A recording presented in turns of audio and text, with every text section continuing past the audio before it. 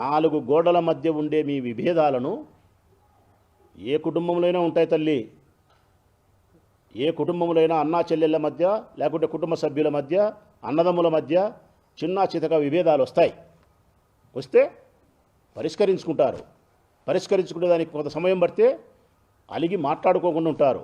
మళ్ళీ అమ్మనో నాయననో మేనమామనో సర్దుబాటు చేస్తారు. అంటే మరి మీ ఇంట్లో మీ నాలుగు గోడల మధ్య విభేదాలు వస్తే తీసుకుపోయి నేరుగా నువ్వు సునీతమ్మ కంటే నువ్వు కూడా పులివెందుల పూలంగళ్ళ దగ్గర బజార్లో పడిచినారు రాజశేఖర రెడ్డి కుటుంబ గౌరవాన్ని. పులివెందుల పూలంగళ్ళ దగ్గర కొంగు సాసి మీరు ఆశించినారు.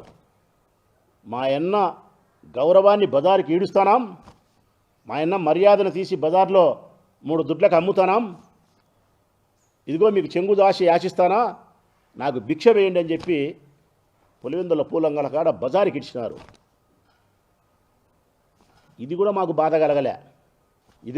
బాధ కలగలే. భరించినాం. రాజశేఖర రెడ్డి బిడ్డగా, జగన్మోహన్ రెడ్డి గారి సోదరిగా. ఇంకా భరించడానికి వీలు లేని ఏంటంటే కన్నా మీ ఇంట్లో, మన ఇంట్లో, మన ఇంట్లే, మేమందరం మీ కుటుంబ సభ్యులమే. నీకు, మీ అన్నకు, జగనన్నకు, మీ కుటుంబ సభ్యుల మధ్య ఏదైనా విభేదాలు వచ్చి మీరు మాట్లాడుకుంటే రాత్రి 8 గంటలకో 7 గంటలకో కొద్దిగా వాదించుకుంటే, వాగ్వివాదం జరిగితే తెల్లవారే తల్లికి ఆంధ్రజ్యోతి పత్రికలో మీ ఇంట్లో జరిగిన యాజ్ ఇట్ ఈజ్ మక్కి మాట ఆంధ్రజ్యోతి పత్రికలో బ్యానర్ ఐటమ్గా వస్తుంది. ఏబిఎన్ ఛానల్లో కథలుగా చూపిస్తారు. ఎవరు చెప్తున్నారమ్మా? జగన్మోహన్ రెడ్డి ఏబిఎన్ రాధాకృష్ణకు ఫోన్ చేసి మా చెల్లెలు నేను కొట్లాడుకున్నాం, వాదించుకున్నాం, ఇది పద్దనే పత్రికల్లో రాసి టీవీ ఛానల్లో చూపించి మా నాయన యొక్క కుటుంబ గౌరవాన్ని బజారుకి ఈడ్చండి అని చెప్పి జగన్మోహన్ రెడ్డి గారు చెప్పినారమ్మా? మీరు చెప్తున్నారు. మీ ఫోన్లు పరీక్షిస్తే సునీతమ్మ ఫోను కానీ మీ ఫోను కానీ ప్రతిరోజు మీరు అవసరమైన సందర్భంలో ఏబిఎన్ రాధాకృష్ణ గారితో కానీ చంద్రబాబు నాయుడు గారితో కానీ మీరు టచ్లో ఉన్నారు. మీరు ప్రతి అంశాన్ని వాళ్ళకు చేరవేస్తున్నారు.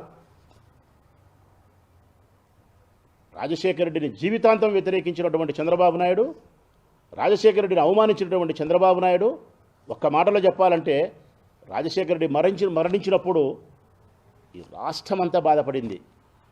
పొయ్యిలో అగ్గి వేయలే ఎవరే కానీ, వంట చేసుకోలే. ఒకే ఒక కుటుంబం సంతోషపడింది. ఆ ఒక్క కుటుంబమే రాజశేఖర రెడ్డి చనిపోయినప్పుడు సంతోషపడిన కుటుంబం చంద్రబాబు నాయుడు. మీ నాయన చనిపోతే సంతోషపడినటువంటి వ్యక్తితో మీరు చెలిమి చేస్తారా? మీరు కుటుంబ విషయాలు, రహస్యాలు ఉప్పందిస్తారా? అన్నా చెల్లెళ్ళ మధ్య ఉండే మనస్పర్ధలను బజారుకి ఇడ్చేదానికి ఆయన చేతిలో కీలుబొమ్మలవుతారా మీరు? మంచిదే. నీకు జరిగిన అన్యాయం ఏంది? ఆస్త్యా, అధికారమా? ఆస్త్యా, అధికారమా తల్లి? ఏం నీ ఇబ్బంది? మీ అన్న నీకేం అపచారం చేసినాడు? అన్ననే పదానికి కలంకం తెచ్చినాడు అంటున్నావు కదా, అంత కలంకం తెచ్చడానికి ఏం చేసినాడు మీ అన్న నీకు? జనరల్గా ఏడైనా కానీ ఆస్తి కోసం కొట్లాడుతున్నారు అనుకుంటారు. నీవు ఆస్తి కోసమే కొట్లాడుతున్నావు అనుకున్నాం. ఏం నీకు ఇయ్యలే మీ అన్న నీకు ఆస్తి? ఈ తెలుగు రాష్ట్రాల ప్రజలందరికీ తెలియాలా. షర్మిలమ్మకు వివాహం జరిగి సుమారు 30 సంవత్సరాలైంది. 30 సంవత్సరాలైంది ప్రజలారా. 2004లో ఒక్కసారి మీరు రాజశేఖర రెడ్డి గారి ఎన్నికల యొక్క అఫిడవిట్ను గమనిస్తే, ఎమ్మెల్యేగా పోటీ చేసినప్పుడు అఫిడవిట్లో పొందుపరుస్తారు మా ఆస్తులను. నేను కూడా ఎమ్మెల్యేగా పోటీ చేసినా కాబట్టి నా ఆస్తులను కూడా చూపించాలా.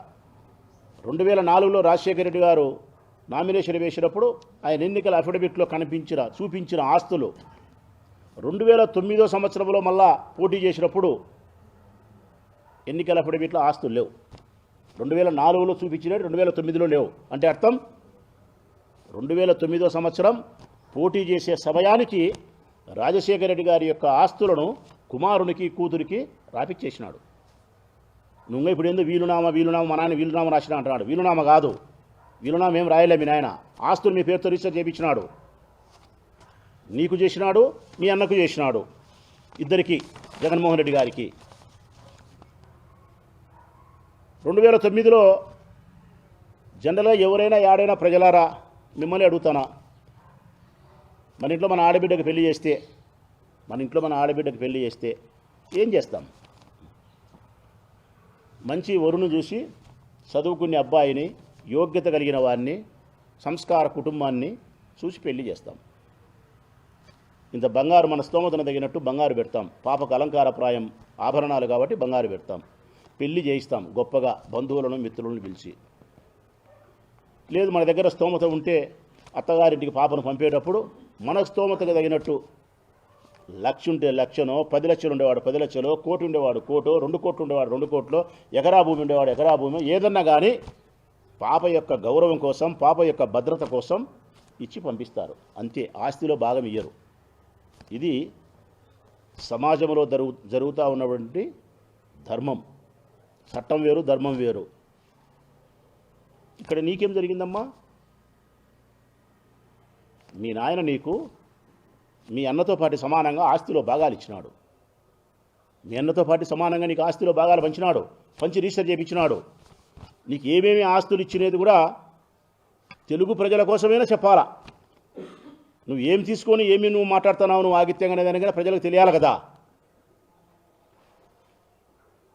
రాజశేఖర రెడ్డి గారికి హైదరాబాదులో బంజారా హిల్స్ రోడ్ నెంబర్లో ఒక ఇల్లు ఉండేది. మేమందరం అక్కడ పోయేవాళ్ళం. Banjara hills road number 2.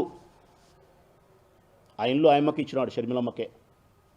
కొడుక్కీలే, ఆయమ్మకి ఇచ్చినాడు. బంజారా హిల్స్లో ఉండేది. ఇడుపులపాయలో 51 ఎకరా వ్యవసాయ భూమిని ఇచ్చినాడు. ఆమె పేరుతో రిజిస్టర్ చేయించినాడు.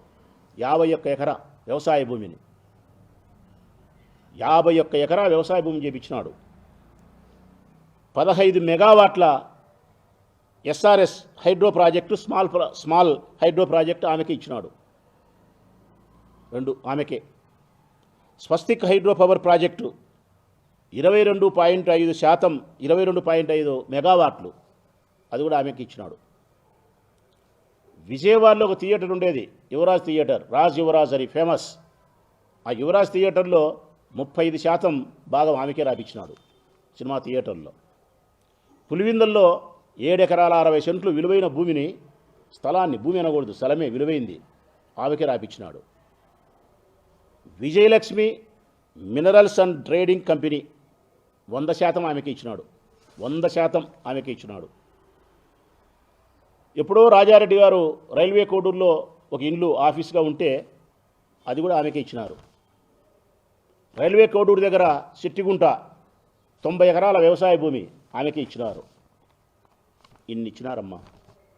నేను చదవడానికి ఇంత సమయం పడుతుందే, వీటిని ఖర్చు చేయడానికి ఎంతసేపు పడుతుందమ్మా నీకు? ఇది సరిపోలే. మీ తండ్రి నీకు ప్రేమతో, కొడుకుతో సమానంగా ఆస్తిని పంచడం ఇతర తండ్రులతో పోలిస్తే నీ తండ్రి గొప్పవాడు, నేను అంగీకరిస్తా, గొప్పవాడు. కానీ నీ తండ్రికి ఉండబడిన ప్రేమ నీ అన్నకు ఉండాల్సిన ఉండదు. తండ్రి వేరు, అన్న వేరు. నీ తండ్రి రక్తబంధం ప్రేమ చేత కన్యాడు కాబట్టి నీకు ఇస్తాడు. కానీ మీ అన్న అంగీకరించి ఇవ్వడం అన్నది గొప్ప. ఆ పాపకి ఏదైనా ఇవ్వాల్సింది ఆస్తి, అంతేగాని ఆస్తిలో భాగం ఇవ్వాల్సిన అవసరం లేదని కొడుకులు మాట్లాడతారు. కారణం, తండ్రుల యొక్క అప్పులకు బాధ్యులు వారే, తండ్రుల యొక్క ఆస్తులకు వారే బాధ్యులు. చట్టం వేరే చెప్పచ్చు, ధర్మం వేరే చెప్తాంది. మరి మీ అన్న కూడా అంగీకరించినాడే, మరి మీ నాయన కంటే మీ అన్న గొప్పవాడు కాదా నీకు ఇచ్చేదానికి? సరే, మీ అన్నంటే ఒక తల్లికి ఒక తండ్రికి పుట్టిన బిడ్డలు కాబట్టి, ఒక తల్లి సనుమన పాలు తాగి పెరిగినారు కాబట్టి రైట్, ప్రేమ ఉంది, ఇచ్చినాడు, గొప్ప అనుకున్నాం.